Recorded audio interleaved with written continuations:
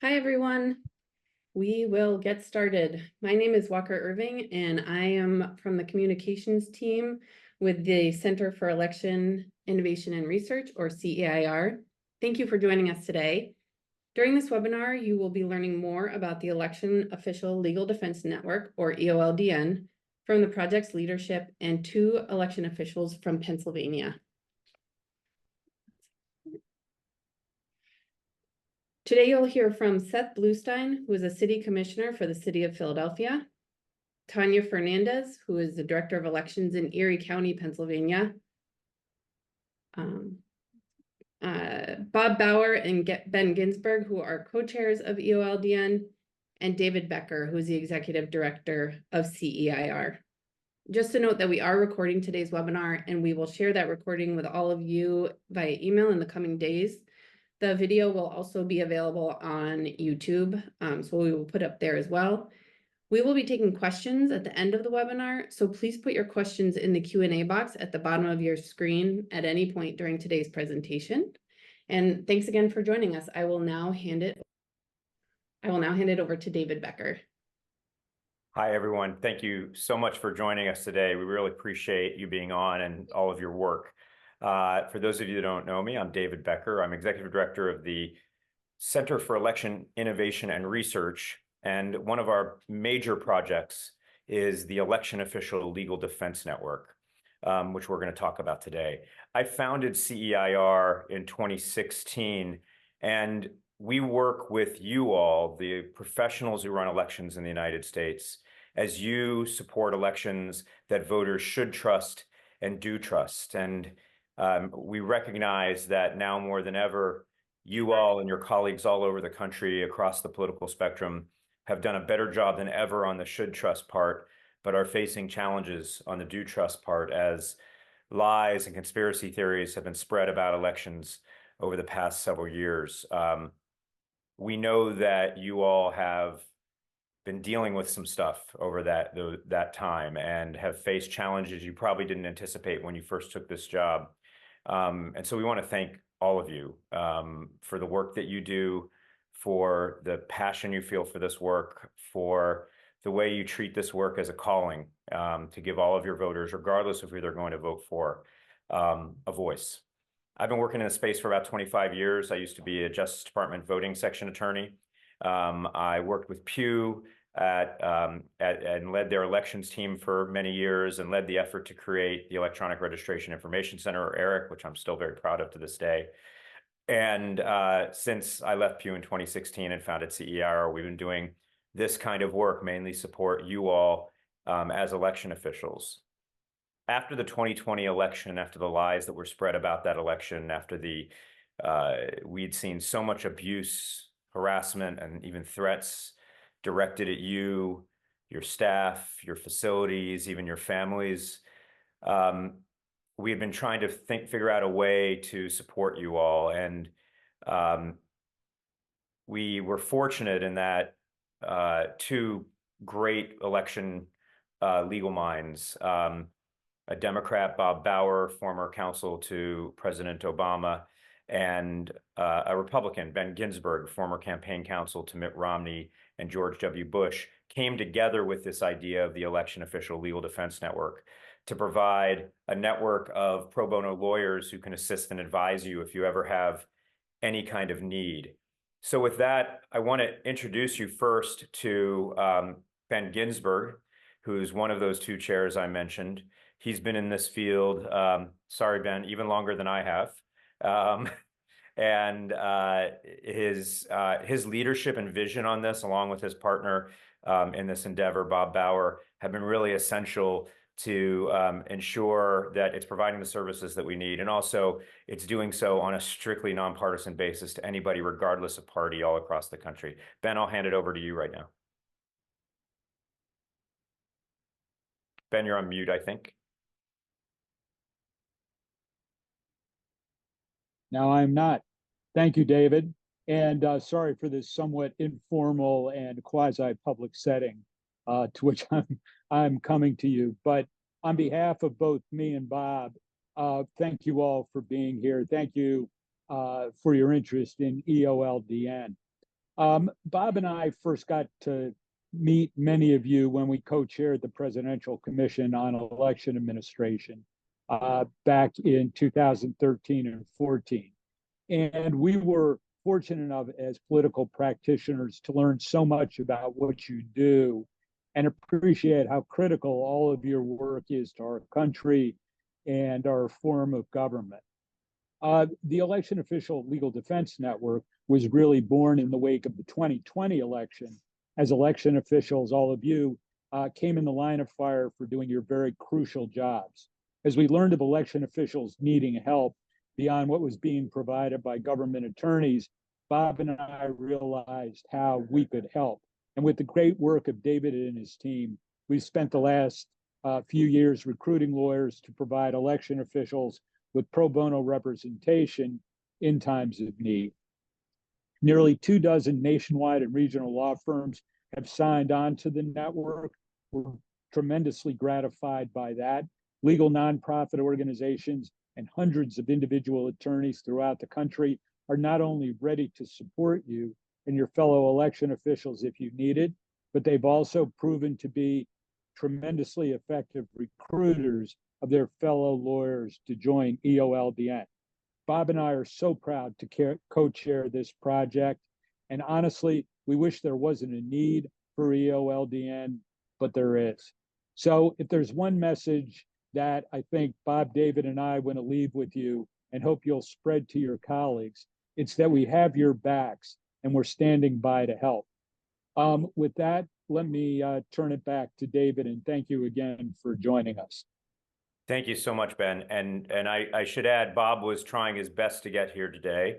He, you may be aware if you watch cable news, he just launched a new book this week, The Unraveling, about his, Ben, what is it, 40 plus years or so in this field.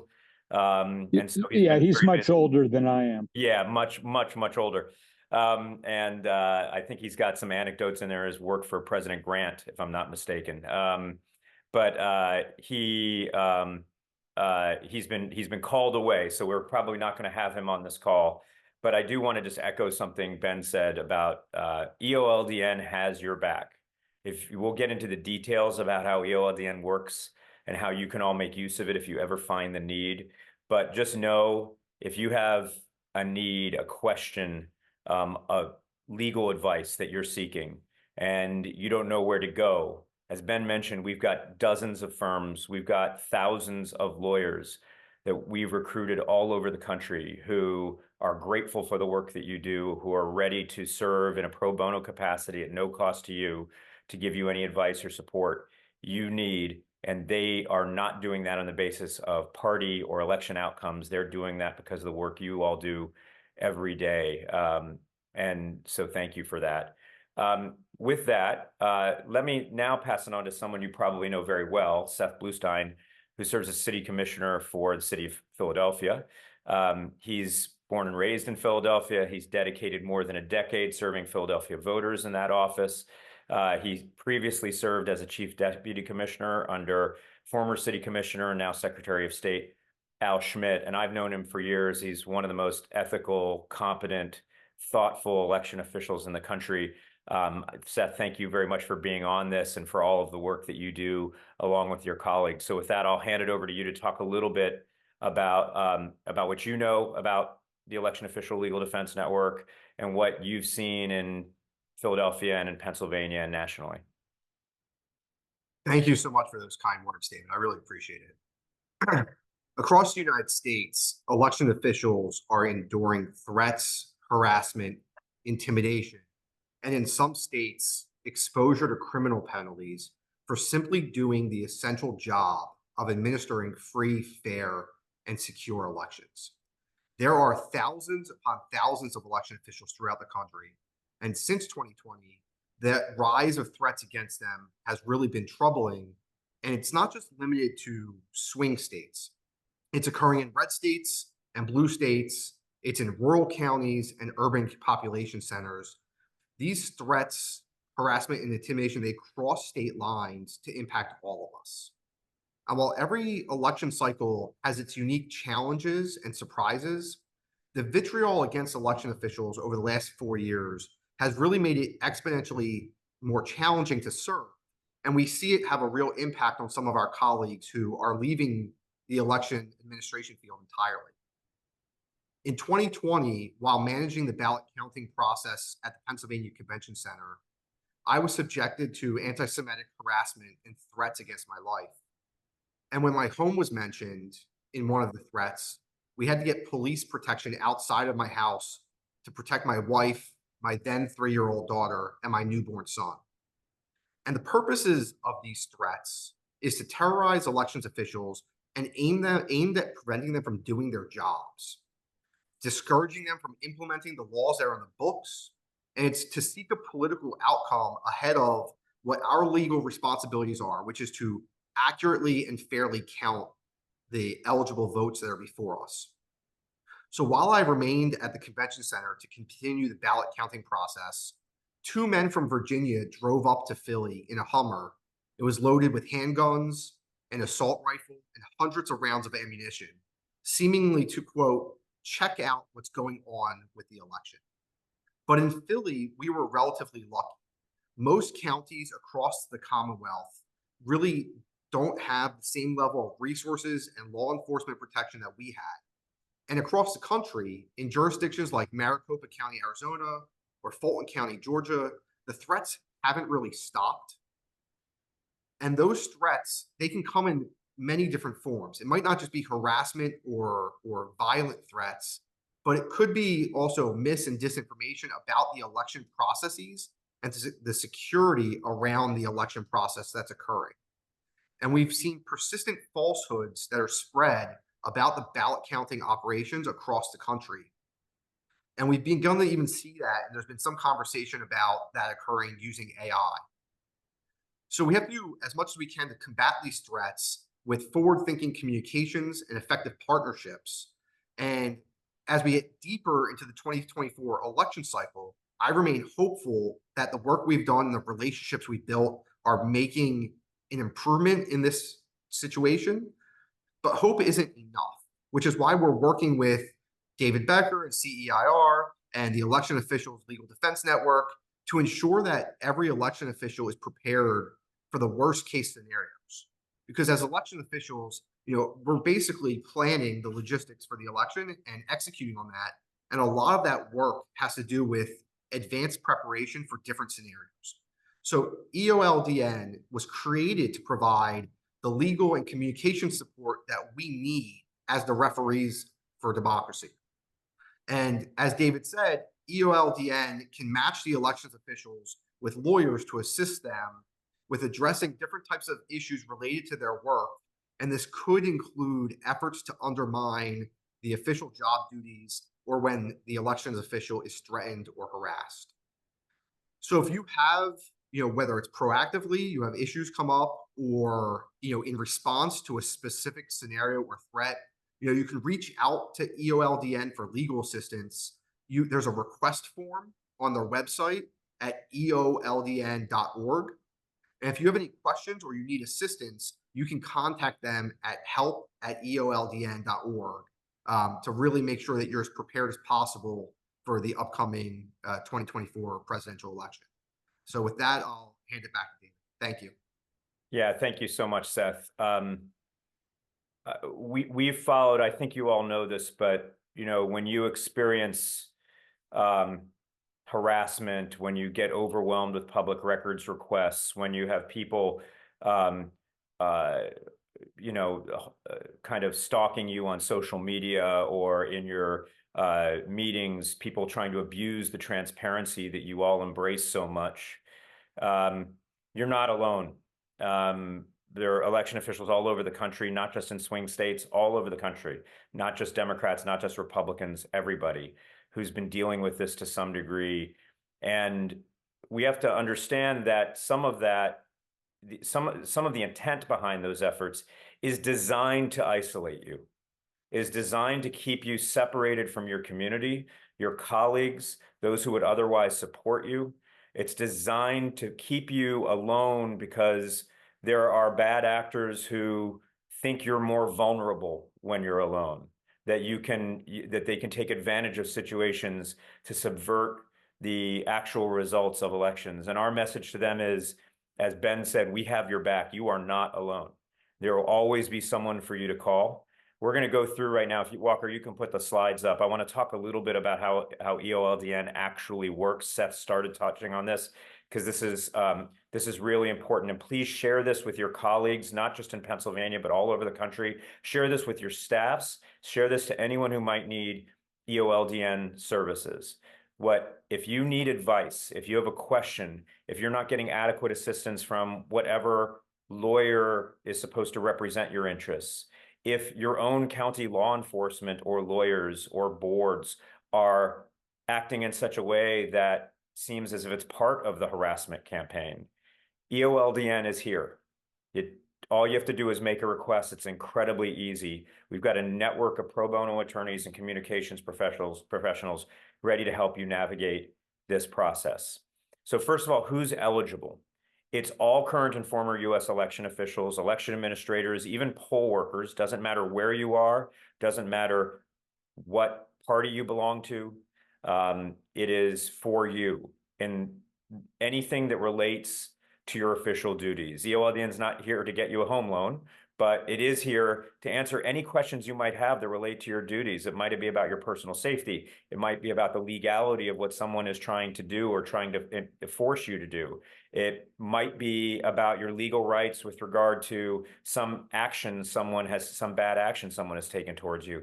EOLDN is here for you if you're facing any kind of threats, harassment, or efforts to undermine your official job duties. Now, this means that this can't be political, right? This is not for people who are working in the political space for campaigns. Those people are adequately represented. But anything that relates to the official administration of elections, which pretty much describes almost all of the work that you all do. Okay, next slide, please. So here's how it works. It's really simple. Write down somewhere or make note of it, EOLDN.org. EOLDN stands for Election Official Legal Defense Network, EOLDN.org. You go onto that site, there will be two big buttons. One of those buttons is for legal assistance. If you just need something, for most of the requests, it's just someone wants to talk to someone who has their best interests at heart, who will represent them as counsel. A lot of requests are resolved in a single phone call just because you get the advice that you need. Some of them might go much farther than that, but it really depends on whatever you need as an election official. The whole request might take 2 or 3 minutes to fill out. It's very simple. As soon as we get it, our team starts on the review and match process. We're going to get back to you to let you know that we've got it and we're working on it. You're going to get regular updates on it, probably daily. You're going to hear back from us within, in all likelihood, a single business day or maybe even hours to let us know that we received the request. And you will always know where that's happening. Oftentimes, it just takes days to find an attorney to match with you, and you will have a consultation with that attorney. Sometimes it might take a little bit longer, depending upon what the type of request is, what state you're in, finding someone who's close to you. So, for instance, if someone in Erie County wanted to talk to a lawyer, we prefer to find someone close to Erie County and not someone in Philadelphia in Pennsylvania, but we'll find you the best we can. And then once we've matched you two, you will have that conversation with the lawyer, and that'll be between you two. With regard to communications assistance, and we're going to talk a little bit more about that in just a second, that's separate. That is, if you think you need help planning for something for the election, if you have a rapid response problem, some issue has come up and you need to deal with it with the media and the press and the general population, we have communications professionals that we've retained who, as soon as you make a request, will match you with a communication professional, and they'll work with you to solve whatever issue you have at that point in time. And this all comes at no cost to you, regardless. This is all done for free. Then this is all controlled by you.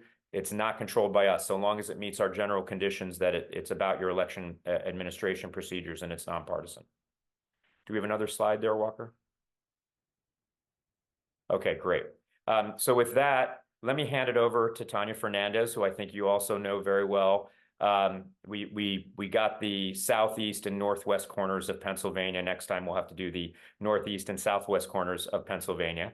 Tonia, as you all know, is the election director in Erie County, Pennsylvania, which she's held since 2019. And we're really glad to have her here to have her talk about what she's seeing in Pennsylvania and also talk about our communication support through EOLDN. So Tonia, I'm going to hand it over to you. Great. Thank you so much. I really appreciate the opportunity to join you all on this call today. I first met David, Ben, and Seth actually at a conference in Philadelphia, and I was just really impressed with the services that they're providing election officials. So I've been working in elections for about 12 years, and I've been the director here in Erie for about almost 5 now. And things have just changed so dramatically. And it's unpredictable, you know, from one election to the next. And we don't know what situation we could find ourselves in. And really, we cannot have enough resources. So the services that you guys are providing, I mean, it's amazing. And thank you guys so much. So I wanted to talk a little bit about communications. So we're here in Erie County. Well, first of all, I am not a communication expert, right?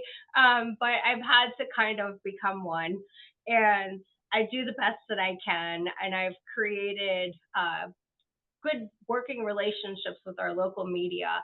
And so that's how we've got a lot of our messaging out to Erie County voters. But I love that you guys have this resource available for counties or directors who might not have that. I think that communications plays a big part in transparency. And when we can get messages out to people quickly, we might be able to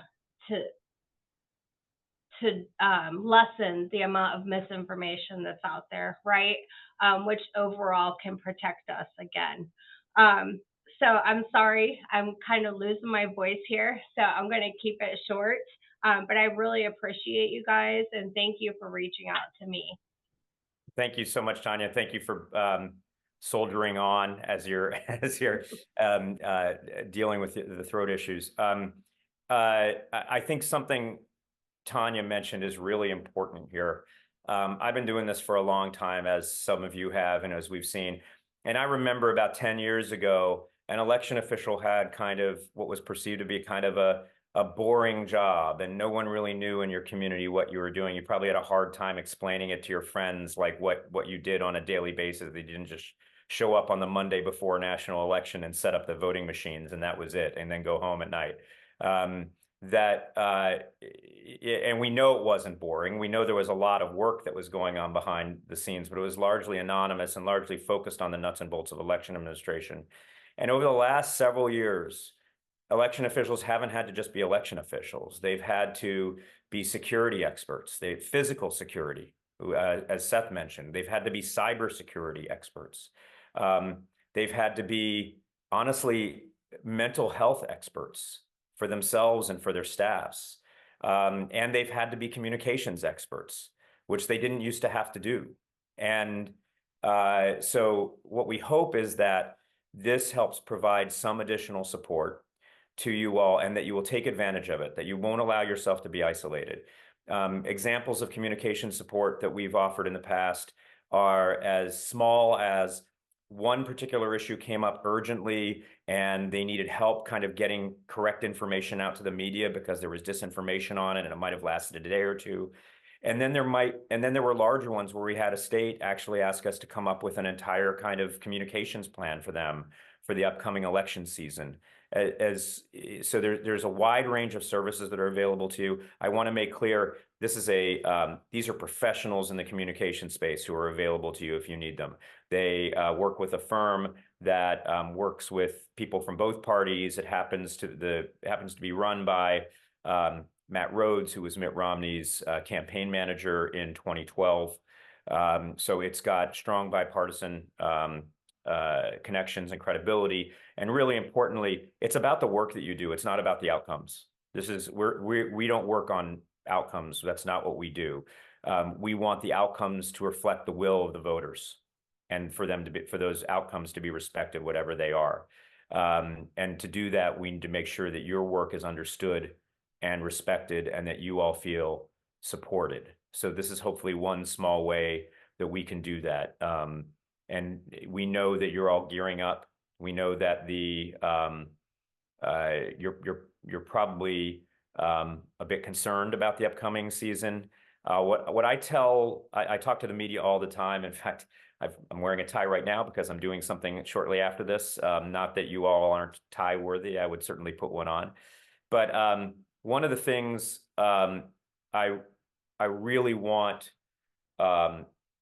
people to understand, in the general population, people who don't live with elections as much as we do. People ask me what I'm worried about. And I first start by saying what I'm not worried about. I'm not worried about how well the election will actually in reality be run. The election will be run really, really well. And it's thanks to the work that you all do. We've seen that in 2020, where you somehow managed the highest turnout in American history in the middle of a global pandemic, when there was massive amounts of disinformation being spread. We've seen it in every subsequent election, including the 2022 midterm elections, where they've been very well run. And I'm 100% confident that the 2024 election will be secure and transparent and verified. And it's important that you all be prepared when and if a losing candidate decides to spread lies about that secure election. So that's why we're all here. And with that, I think we can open it up to questions, Walker. The first is, how is this service different from our own designated county council? The way the system is supposed to work is your own county council, whatever lawyer you have assigned to represent you, should be representing your interests at all times. But we have also seen in recent years there has been a breakdown in that in some places, the county boards, the county lawyers, county law enforcement are sometimes either turning a blind eye to the issues you're dealing with, or even worse, sometimes actively engaged in the harassment. If that happens, EOLDN is there for you. If you don't need an EOLDN attorney because you're well represented by another attorney who you do not have to pay out of pocket for, absolutely use that attorney. We are not trying to replace the way government should work. Government should work to defend your interests. You are performing a vital public service. But if that breaks down in some way, we are here to ensure that you won't have to go out of pocket to protect your interests. Okay, great. Then the next question is, are these services available for poll workers? Yes, they are available for poll workers. Feel free to share this with your poll workers.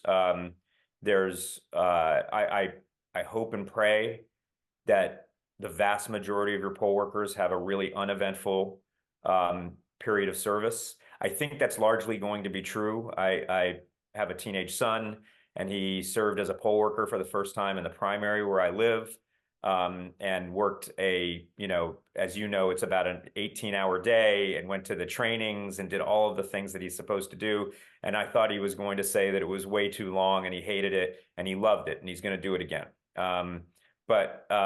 So I think for most poll workers, this is not going to be relevant for them. But if you ever hear one of them come to you and say, I have a real problem, and it's a problem, again, that your county infrastructure, county law enforcement, county legal staff aren't or can't help with, EOLDN is there.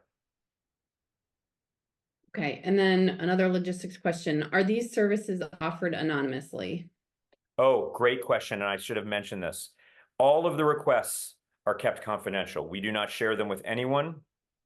You are the owner of the information that you made a request.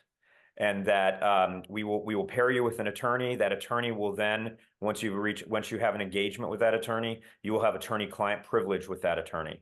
That's really important. There are individuals who've been helped by EOLDN who are willing, who chose to speak about it publicly, but that is on them. We will not mention the name, location, nature of any request unless you specifically let us or ask or tell us it's okay. It is really important. We know the kind of stress you all are under, and we know that even just asking for help might be another reason for people to harass you. We are not going to contribute to that. So you will not see any, you'll be the only one who knows you made a request. Okay, great. The next question is, how can we deal with the inundation of duplicative and irrelevant FOIA requests? It's taking up so much of our bandwidth. Yeah, this is something we've seen.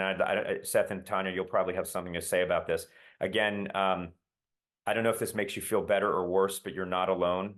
This is happening in every single corner of the country. It is not just happening in states that are perceived as swing states. It's happening in California. It's happening in Texas. It's happening in Wyoming. I mean, it's happening everywhere. And I believe it's done with at least partly intent to do exactly that, to suck up your bandwidth, to make you feel overwhelmed, to isolate you further. These requests are often duplicative.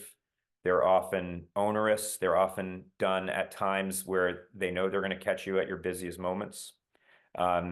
We are putting out a report shortly on what states have done. And when I say we, I mean Center for Election Innovation and Research. And if you haven't, please, there are two newsletters I want to encourage you to sign up for. One is the CEIR newsletter. You can go onto our electioninnovation.org and sign up there, and Walker will include some direct links here. And the other is for the EOLDN newsletter, which is very specific to EOLDN. And I think they're both really helpful. The Election Innovation newsletter will have our research, including the things on public records requests and what a lot of states are doing to help election officials manage that workload. But specific to EOLDN, if you find that you're overwhelmed with public records requests, if you are not getting adequate legal advice from your county counsel on these issues, if you think you wonder whether there might be something you can do, whether there's something you can do to push back on frivolous, duplicative, onerous requests, make a request to EOLDN. That's a lawyer will talk to you. They'll help walk you through it. Seth and Tonia, I'm sure you and your staffs have seen this quite a bit. I don't know if you have any other pieces of advice that you'd like to share.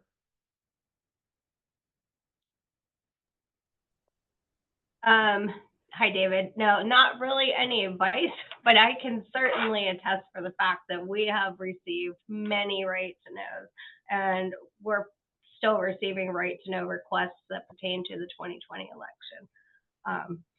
So I really don't have any advice on that, but they're coming in.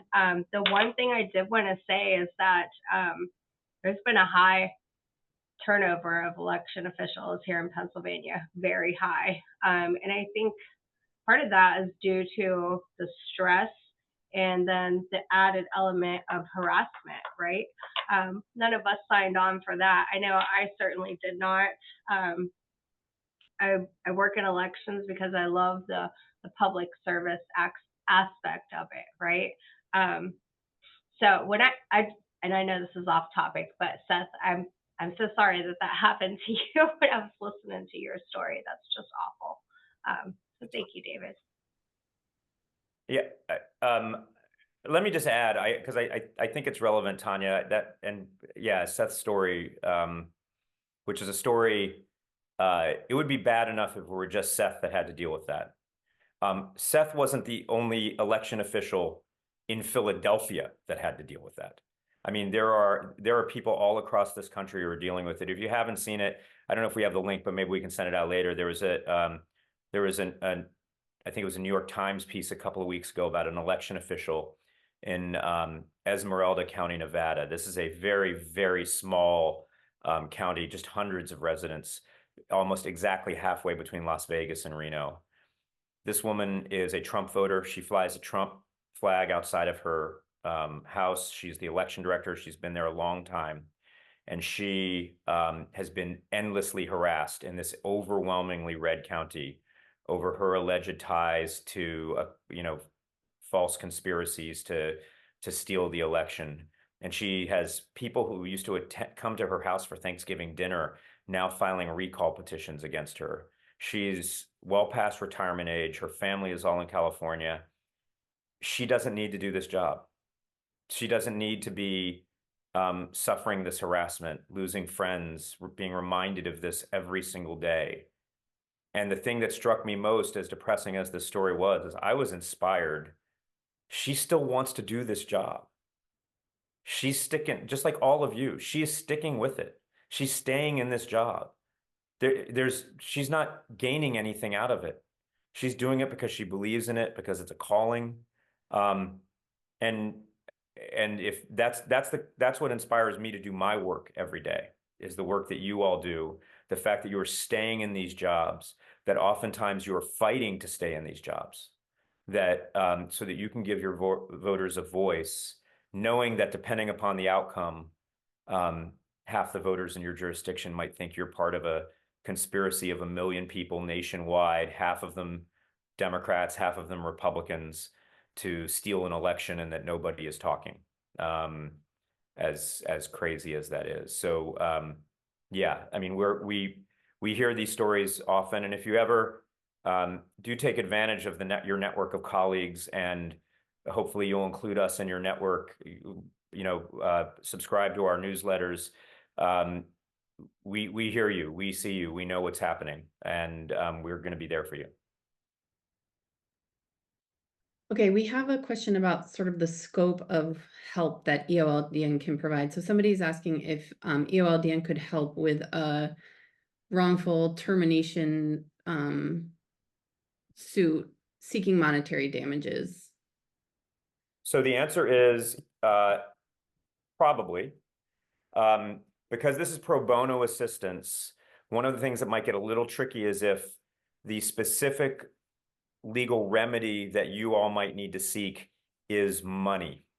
So for instance, if you're seeking an injunction to get someone to stop something, if you're just seeking advice, completely pro bono.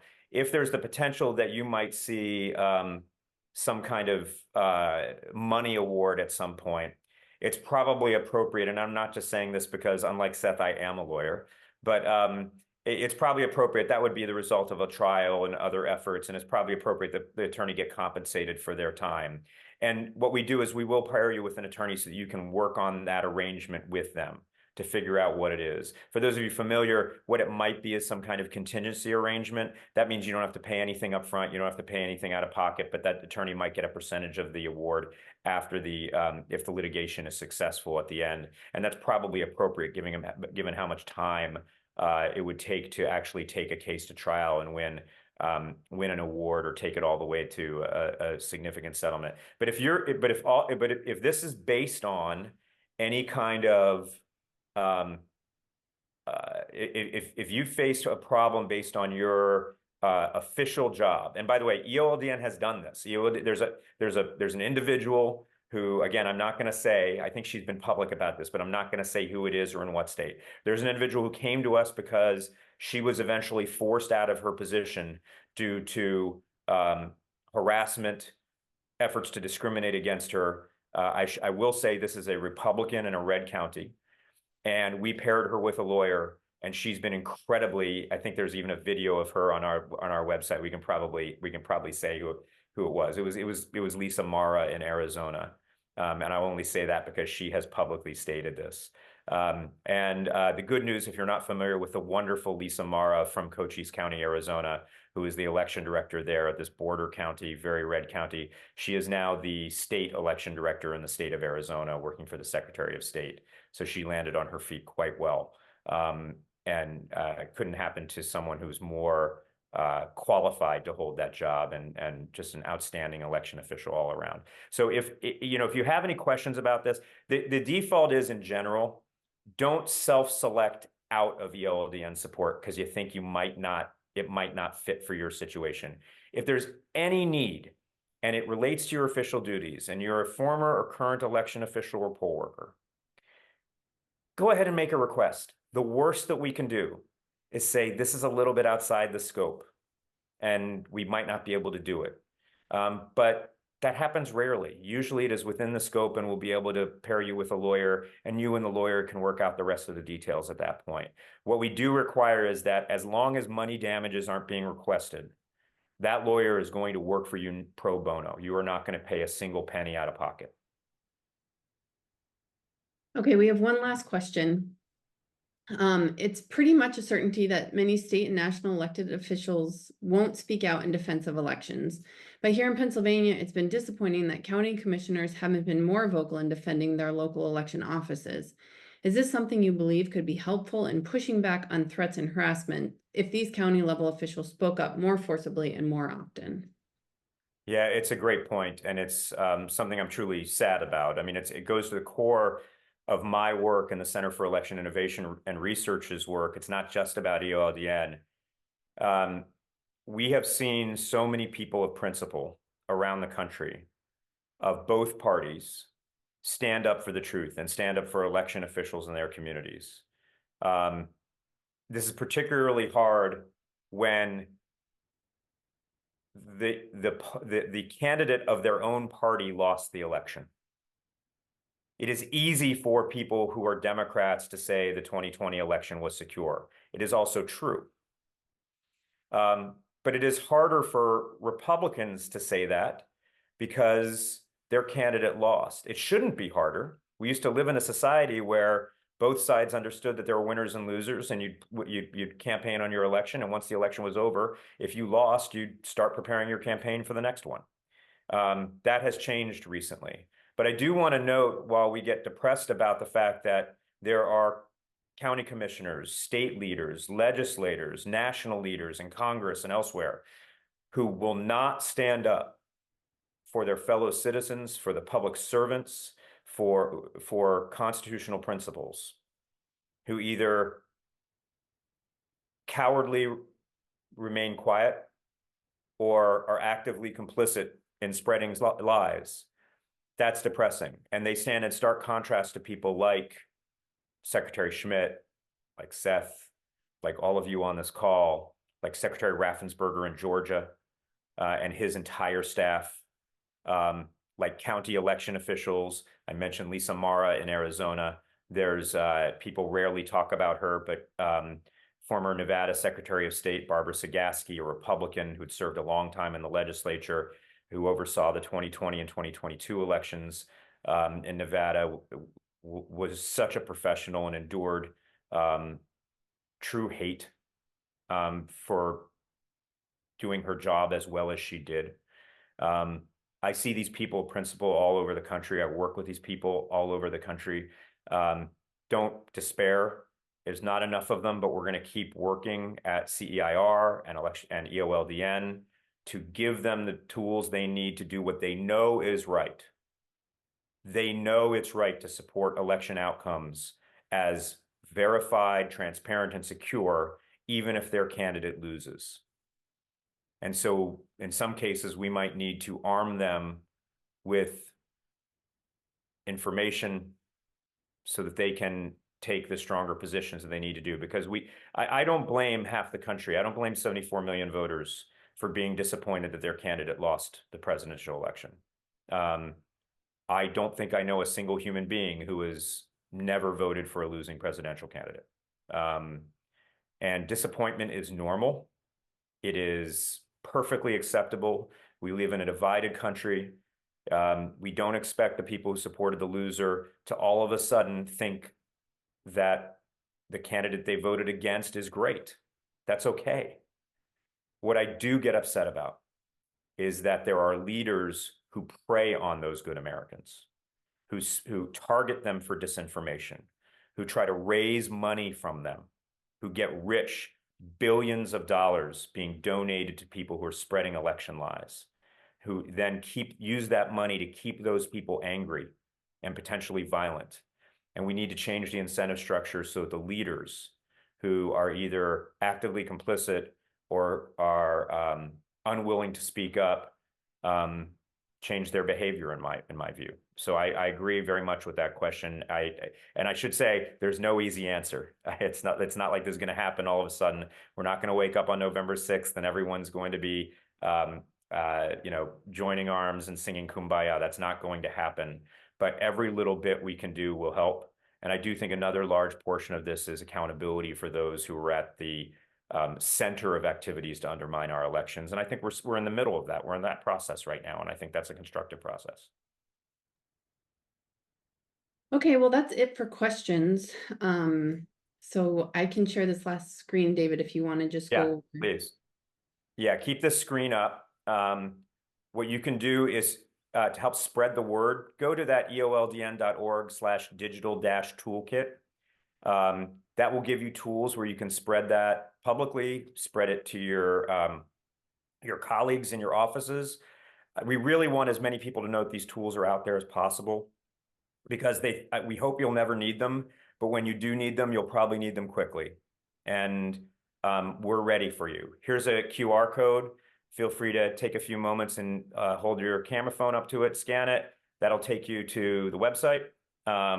And as was mentioned earlier, if you ever have any questions, you can also go, and this is on the website as well, so it should be easy to find. help@EOLDN.org is also a place you can go to. You can even make a request that way if you don't want to use the official form.